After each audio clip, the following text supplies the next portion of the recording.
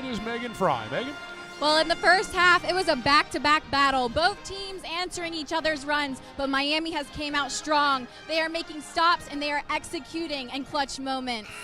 Back at Millette, I'm Megan Frey. The Red Hawks have yet to let their momentum fade. They are very determined. 3 players in double digits and effortless three-pointers from Maya Chandler. They are taking control of this game.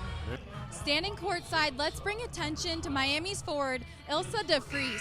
She's reaching her career high tonight with 10 points, 5 steals, 1 to keep an eye on for sure. Back to you guys.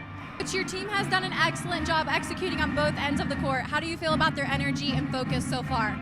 How do you feel about your team's ball movement and shot selection tonight? Is there a particular player or moment that set the tone for the win? This is Megan Frey standing courtside. The Bulls are having a great season. Standing second in the MAC, they are showing us how they made that happen on the court today. Their ability to utilize every player and perform under pressure is really working in their favor.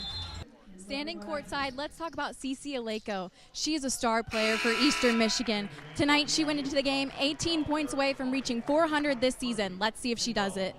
Megan?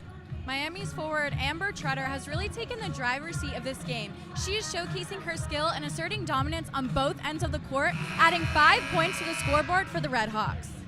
Congratulations on the win and reaching your career high tonight. Talk to me about the mindset you had going into the game and how it feels to reach that accomplishment as you hit the road and go to Cleveland for the MAC tournament. That's Megan Frey. What do you got, Megan? Miami's energy is unstoppable. Being 2-0 to start the MAC, they are proving their ability to win. Western Michigan is going to have to pick up the pace in order to close this gap.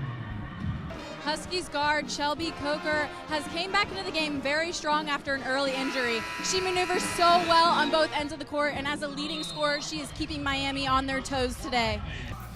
At this timeout, let's talk about Akron. The Zips are losing control of the game. They are struggling to communicate well offensively. They need to turn it around, tighten up their ball control, and work to narrow this gap. Coach, your team's energy and performance has been impressive this first half. How do you maintain that intensity going forward? Is Megan Frey down on the side? At the last timeout, Coach Carlson was emphasizing the importance of communicating, especially when it came to passing.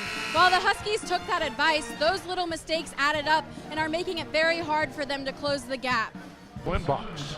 Coach, your team came out really strong in the first half. How will you manage to keep them fired up and focused? Well, today we celebrate girls and women in sports, making this game extra special. This win, it means so much tonight. Talk to me about how you and your teammates came together to showcase your leadership and your teamwork on the court tonight. Coach, excellent game today. How do you feel your team has grown during this season? How do you balance celebrating this win while also remaining focused on your bigger goals this season? That first quarter was intense. With Buffalo and the way they're performing on defense, Miami has to stay alert. Miami is doing an excellent job offensively, moving the ball and taking advantage of every opportunity. Now, Cam Kraft is one to keep an eye on, contributing 18 points, leading the Red Hawks. Standing courtside at Millette Hall, let's talk about Miami's offensive start. They struggled to make successful shots in the beginning of the first quarter.